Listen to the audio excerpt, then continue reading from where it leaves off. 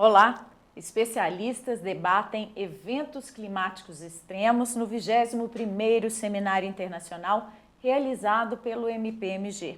E eu converso com um dos palestrantes, o promotor de justiça do Ministério Público de Minas, Carlos Alberto Valera, que fala sobre tutela jurídica do solo, oportunidades de mitigação das mudanças climáticas. Muito bem-vindo ao nosso estúdio, obrigado por ter vindo aqui pessoalmente dessa vez, né? Eu que agradeço, Laura, é um prazer. Explica pra gente, doutor, o que é a tutela jurídica do solo, qual que é a importância dela para o meio ambiente? Bom, o solo, segundo a definição da Política Nacional de Meio Ambiente, uma legislação federal de 81, é um recurso ambiental. Então, a tutela jurídica do solo é o plexo de normas e da Constituição Federal que protegem esse recurso ambiental, porque ele é um direito fundamental, né, que está lá no artigo 225, que é o direito ao meio ambiente ecologicamente equilibrado. Então, a tutela jurídica do solo são os instrumentos jurídicos que estão à disposição do Ministério Público de Minas Gerais e do Ministério Público Brasileiro para atuar na defesa desse importante recurso ambiental. Qual que é a relação dos solos com os Objetivos Globais de Desenvolvimento Sustentável que as Nações Unidas traçou?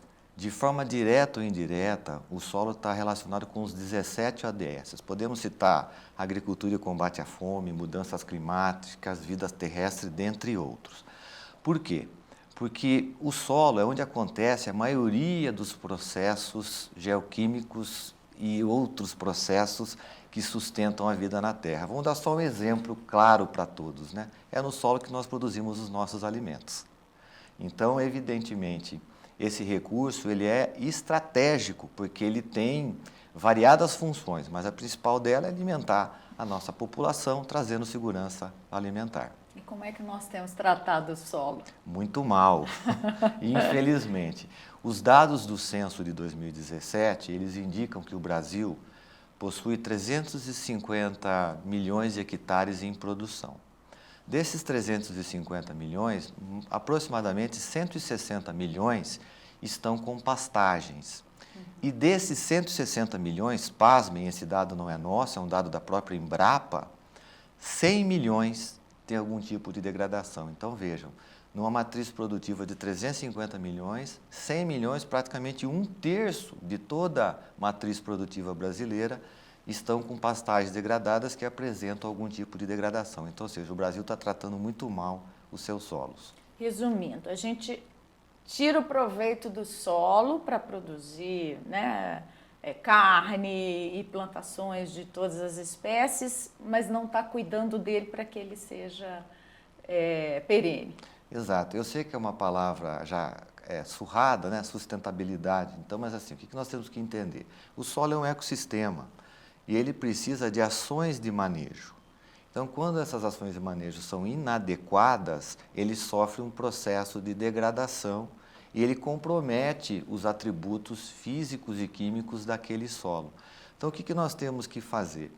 Nós precisamos, através de incentivos creditícios e também do sistema de comando e controle, fiscalizar previamente esse recurso ambiental para que ele possa ser utilizado adequadamente. Mas o que a gente vê na prática? Na prática a utilização de uma área de pastagem até a sua exaustão e depois, em vez dessa área ser recuperada para que ela permaneça no input produtivo, o proprietário ou possuidor rural vai e desmata uma outra área para implantar uma nova pastagem. Então, ou seja, a ideia da tutela jurídica do solo e do sistema de comando e controle exercido pelo sistema CIPAD é justamente poder mudar essa realidade. Porque nós não vemos sentido eu ter uma área aberta, ou seja, né, que já foi desmatada, sobre ela ter um sistema produtivo de pastagem, permitir que esse sistema se degrade e nova vegetação seja desmatada. Eu acho que isso é contraproducente e vai contra os interesses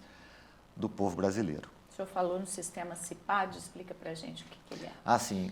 O CIPAD é um sistema de apoio à identificação de pastagens degradadas, é uma iniciativa pioneira do nosso Ministério Público aqui do Estado de Minas Gerais, que é um arranjo institucional feito entre a primeira Promotoria de Justiça de Uberaba, da qual eu sou o titular, junto com o Instituto Federal do Triângulo Mineiro e outras instituições de ensino superior, onde nós desenvolvemos um software que fiscaliza e ajuda na identificação de pastagens degradadas.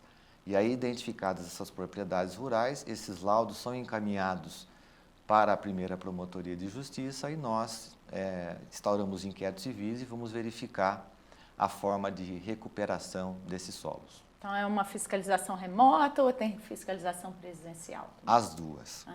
Nós temos, num primeiro momento, a metodologia, resumidamente, nós temos uma análise de geoprocessamento, onde nós analisamos as imagens e identificamos que há um indício de degradação, porque o solo provavelmente ele está sem cobertura vegetal e ele já está num processo erosivo e intensificado. Aí nós desenvolvemos um software que é levado a campo por agentes da Polícia Militar de Meio Ambiente e ele vai preenchendo os dados dentro desse software e esse software depois, com o algoritmo, ele dá uma conclusão se aquela área de pastagem está degradada ou não degradada. Estando degradada, o laudo é encaminhado para o Ministério Público, no projeto piloto para a Promotoria de Justiça de Uberaba, onde nós instauramos os inquéritos civis para verificar os fatores e as formas de resolução daquela degradação. Esse sistema começou em abril do ano passado, é bem recente, né? Isso o sistema ele já está em desenvolvimento há alguns anos, né? Tipo assim, nós gastamos no desenvolvimento do software algo em torno aí de 3 anos e felizmente em abril do ano passado nós conseguimos fazer a primeira fiscalização de campo. Infelizmente a primeira fiscalização identificou pastagens degradadas, mas felizmente, né, e aqui a gente precisa ressaltar a boa vontade do proprietário da área, nós conseguimos assinar um termo de ajustamento de conduta, um TAC. E agora essa área vai ser recuperada num período de 3 anos. Lá na sua região, na sua comarca sim, de Uberaba? É uma propriedade rural no município de Uberaba. Isso tem sido feito em outras regiões do estado? Está sendo ampliado para o estado? Há uma proposta agora da Abrampa, que é a nossa Associação Brasileira de Ministério Público de Meio Ambiente, é uma proposta do presidente Alexandre Graio, que é o nosso estimado colega do Ministério Público do Paraná, que essa ação possa ser levada em nível nacional, através de um projeto que está sendo denominado Abrampa Solos. Mas hoje nós estamos fazendo um piloto no município de Uberaba, especificamente na área de proteção ambiental do rio Uberaba, que é uma área sensível para nós, porque ela tem a finalidade de proteger os nossos mananciais que abastecem a cidade de Uberaba. Nossa água potável vem dos cursos d'água que estão dentro da APA. Então nós estamos nesse piloto porque a ideia, como deve ser, é testar exaustivamente a metodologia para que depois ela possa ser disponibilizada para todo o Ministério Público brasileiro e ajude na tutela jurídica do solo. O senhor falou dessa área, né, que foi alvo do TAC, que é recuperável. A gente tem áreas de degradação tão intensa que não são mais recuperadas, que a erosão tomou conta? Infelizmente temos, mas eu não posso dizer que isso é fruto das pastagens degradadas, mas nós já temos no Brasil, os dados são até chocantes, nós já temos 11% do território brasileiro desertificado.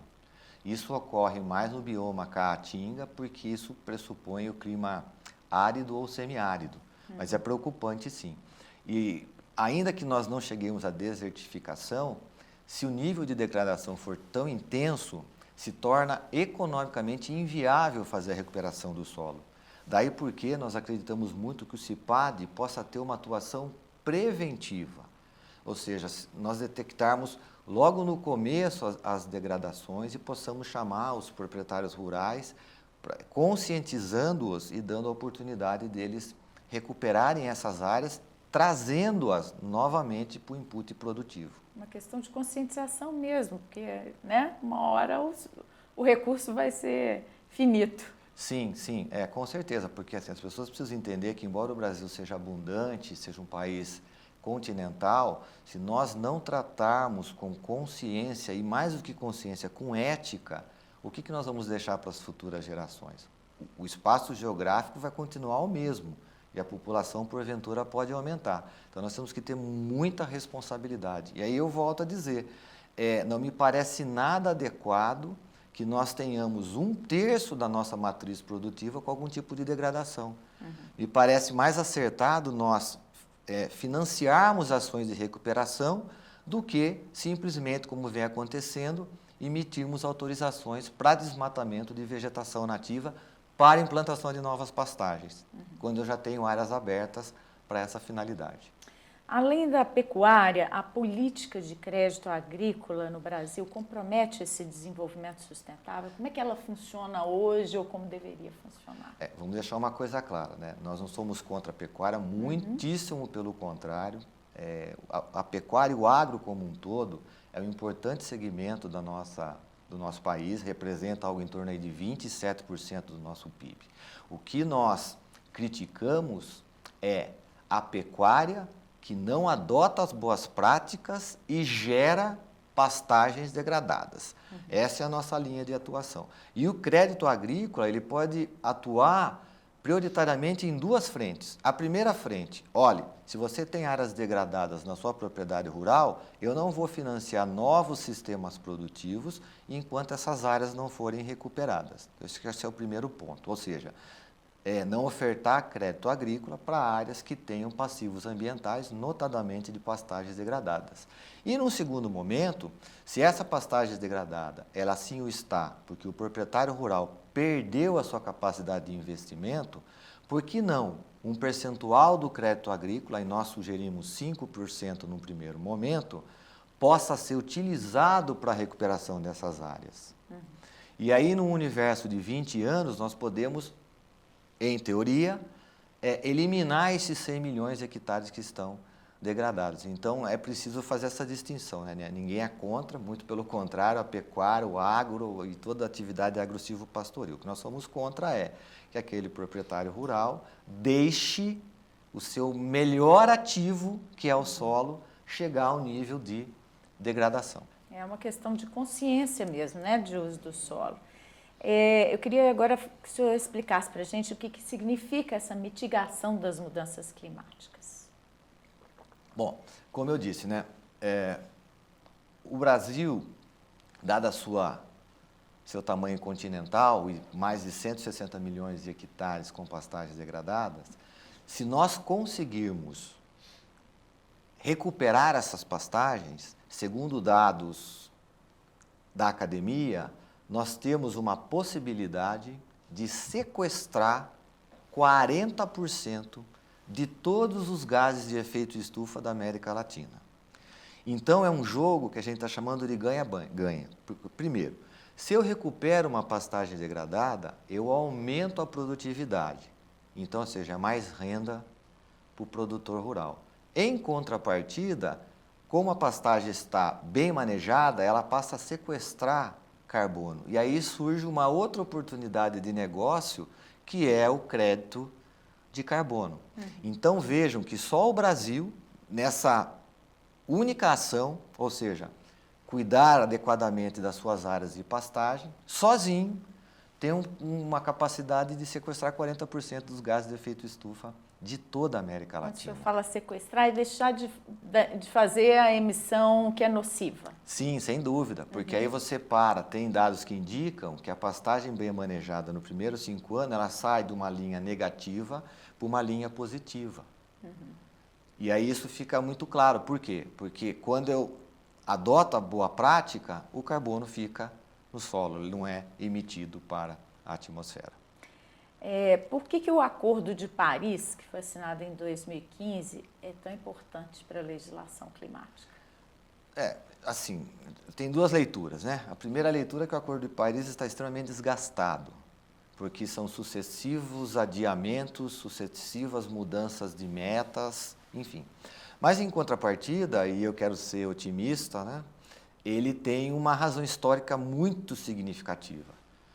Qual é a razão histórica? Que pela primeira vez, né, os países do planeta, do globo, entenderam, né, que as mudanças climáticas estão vinculadas à emissão dos gases do efeito estufa. E, tirante essa questão de toda hora tergiversar sobre a questão das metas e dos prazos, isso trouxe uma mudança de mentalidade, né? E alguns países estão mais avançados e outros países estão menos avançados. Então, é muito importante o Acordo de Paris. Agora, o que nós precisamos é que nós tenhamos menos discursos, mais ação e mais financiamento, principalmente dos países desenvolvidos em face dos países menos desenvolvidos. Porque se nós continuarmos só no discurso, o planeta não vai suportar. E a interferência política, né, com mudança de governos, também influencia nisso. Sem dúvida, né? Nós estamos vendo agora um retrocesso socioambiental com essa eleição que ocorreu nos Estados Unidos e o novo chefe do executivo, mas isso é cíclico. Se retira, né, desses acordos, não quer participar. Exatamente, tem uma postura também negacionista, enfim, né? Mas nós sabemos que esses governos são passageiros, felizmente, e a população tem que cobrar, tem que exigir para que sejam tomadas ações efetivas, porque nós estamos sentindo na pele os efeitos das mudanças climáticas. Que compromissos que o Brasil assumiu de metas climáticas, como é que eles estão? Bom, a nova proposta do Brasil é uma redução de entre 59% e 65% das emissões líquidas. Isso representa 850 a 1,5 bilhão de toneladas de carbono equivalente. Então, ou seja, é um compromisso audacioso, né, e esperamos que o governo federal e todos os governos possam colaborar para que isso seja atingido. Nós estamos no caminho, pelo menos? Infelizmente, não, né? Nós só pegar os dados do nosso inventário de emissões, a gente vê, infelizmente, que isso aumenta. Por quê? Porque uma das principais fontes é a mudança do uso do solo, que decorre justamente do desmatamento e depois do revolvimento do solo para efeito de implantação de sistemas produtivos, né? E nós vimos, nesses últimos anos, né, o Pantanal ardendo e a Amazônia sendo literalmente destroçada e desmatada. Então, é preciso que nós invertemos essa curva e o governo passe a ter ações efetivas para combater esse tipo de ação. Como eu disse, eu sou um otimista e eu tenho fé que isso vai acontecer, até porque é uma questão de sobrevivência, uma questão de necessidade. Porque os mais radicais dizem até que, se esse ritmo não for alterado, nós vamos mudar por completo o regime climático do Sudeste. E o Sudeste é a região do país, e o Centro-Oeste, que é o nosso cinturão alimentar, né? Então, está lá todas as regiões produtivas e commodities. Isso pode impactar severamente o país e a população como um todo.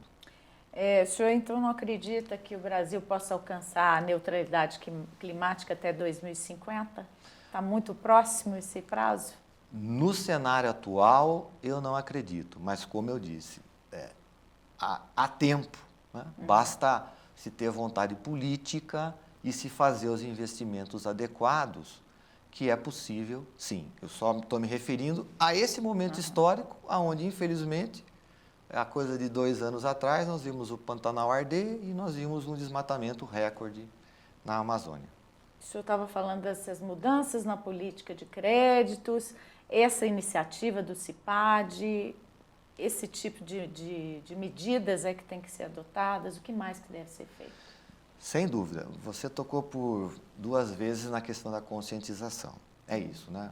A população brasileira, e especificamente os nossos proprietários rurais, precisam entender que o uso de recursos naturais, ele tem que ser feito de forma sustentável e de forma estratégica, porque assim, nós temos que preservar o direito intergeracional. Então, ou seja, nós temos que pegar um país e um planeta e entregar para a próxima geração, no mínimo, da forma com que nós recebemos da geração anterior. A ideia é até que nós melhoremos, né, para entregar para os nossos filhos e netos. E nessa perspectiva, uma das coisas que o Brasil está avançando é nos incentivos econômicos. Especificamente sobre pastagens degradadas, o governo federal, em 2023, editou o decreto 11.815, que instituiu um programa de conversão. A proposta é que esse programa consiga converter 15 milhões de hectares, que é algo expressivo, 15% do passivo identificado. O problema é que, desde 2013 até agora, nenhum hectare foi convertido. Então, isso nos traz uma angústia. O que está faltando? Eu acho que está faltando mais incisividade na política pública e mais crédito, né? A gente sabe que nada funciona, principalmente nessas questões ambientais, onde os investimentos são altos, sem financiamento. Então é preciso, principalmente o governo federal, que é o protagonista desse projeto, aloque recursos e facilite o crédito para que as pessoas que estão nessa condição possam converter as pastagens que hoje estão degradadas em sistemas produtivos, que não precisam necessariamente ser pastagens, né? O proprietário rural é dono da sua área e ele coloca o sistema produtivo que ele achar melhor. Mas para ele fazer isso, ele precisa de crédito, sob pena de nós ficarmos do jeito que estamos. A política estadual fica refém da federal ou há iniciativas do governo do estado nesse sentido aqui? Não, nós temos um federalismo cooperativo, os entes federados têm a sua autonomia. Até Minas Gerais, para nossa alegria, foi o primeiro estado a integrar o Pacto Global do Race to Zero, fez o seu plano de mudanças climáticas e a gente vê o governo estadual se movimentando.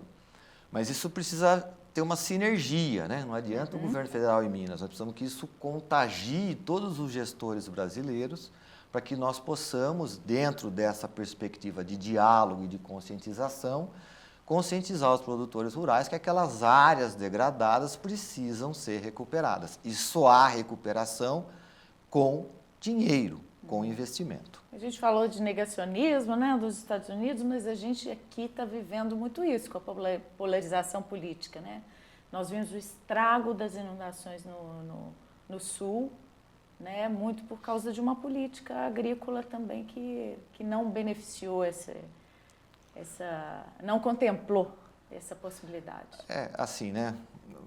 Tem que dar um pulo lá atrás, né? Quando houve a mudança do Código Florestal, ele permitiu, através da anistia, que 40 milhões de hectares de áreas protegidas, reservas legais e áreas de preservação permanente simplesmente não fossem mais recuperados.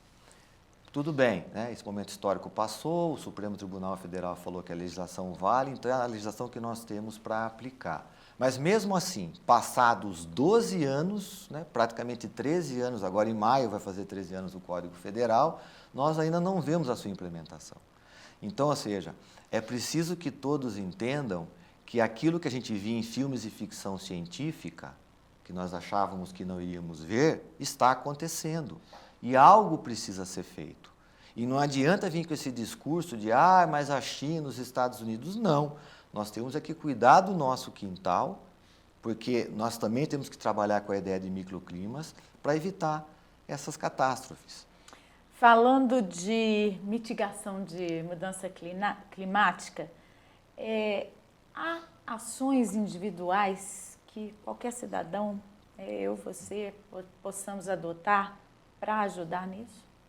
Com certeza. É aquele gesto diário, cotidiano, né? Do lixo no lixo, da torneira fechada enquanto eu escovo os meus dentes, da troca de iluminação para gastar menos energia.